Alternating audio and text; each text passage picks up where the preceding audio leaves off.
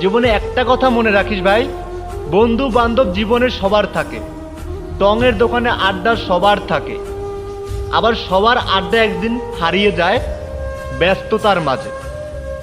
ওই বন্ধুগুলো, যে বন্ধুগুলো টঙের দোকানে আড্ডা দেওয়ার সময় আমাকে ছাড়া চলবে না, তোমাকে ছাড়া চলবে না, আড্ডাই জমবে না, সেই বন্ধুগুলো একদিন তোমাকে দেখলে, রাস্তায় দেখলে কথাও বলবে না।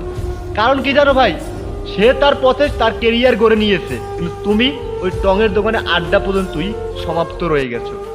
তুমি তোমার কেরিয়ার গুছাও নাই। এটা কিন্তু বাস্তব বলতেছি, হয়তো খারাপ লাগবে তোমার কাছে, কিন্তু আমার কিছু করার নাই। তুমি যদি তোমার টঙের দোকানে আড্ডা ছেড়ে যদি তুমি ক্যারিয়ারের পিছে দৌড়াতে না, তাহলে তুমিও ভালো কিছু করতে পারতে, কিন্তু তুমি দৌড়ায় নই। তুমি কি করেছো? তুমি টঙের দোকানে আড্ডা পর্যন্ত সীমাবদ্ধতা রয়েছে, ওই টঙের দোকানে এখনো পড়ে আছো। আর তোমার বন্ধু বান্ধব কি করছে? ক্যারিয়ারের সফলতার দ্বার প্রান্তে পৌঁছে গেছে। এখন তারা তোমাকে দেখলে ইগনোর করে, তোমাকে দেখলে কথা বলে না।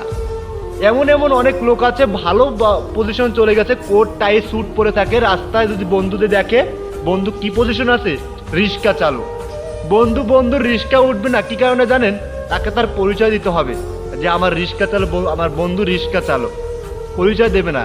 কিন্তু একদিন ওই বন্ধু তোমাকে ছাড়া টঙের দোকানে আড্ডা জমবে না বলে ফোনের উপর ফোন দিত, আয় বন্ধু আড্ডা দিব, আয় বন্ধু এটা করব।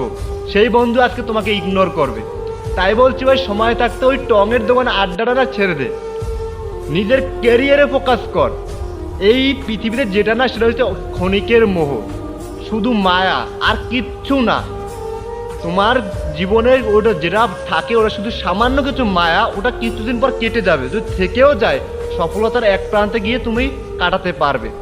কিন্তু তুমি যদি ওই টঙের দোকানে আড্ডা পর্যন্ত সীমাবদ্ধ থাকো, ওর উপাসে তুমি কিছু করতে না চাও, তাহলে তোমার বন্ধু তোমাকে ইগনোর করবে, তোমাকে পরিচয় দিতেও চাবে না। এখন তুমি বেছে নাও, তুমি তোমার জীবনে কি করতে চাও? ওই টঙের দোকানে আড্ডায় সীমাবদ্ধ থাকতে চাও, নাকি তোমার কেরিয়ারে ফোকাস দিয়ে কেরিয়ারে কিছু করতে চাও?